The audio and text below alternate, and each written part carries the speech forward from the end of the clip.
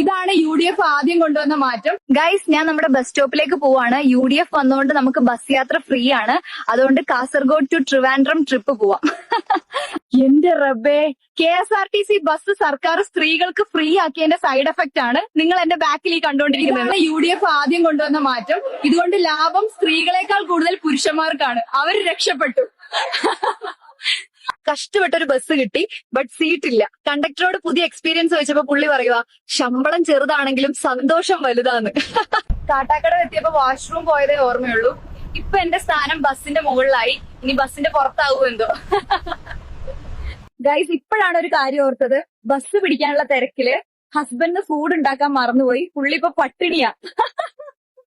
എന്റെ ചങ്കത്തി ഫിദ ഇനിയുള്ള അവളുടെ ജീവിതം KSRTC ബസ്സിൽ കഴിഞ്ഞ് തീർത്തോളം എന്ന് നേർച്ച വെച്ചിട്ടുണ്ട്.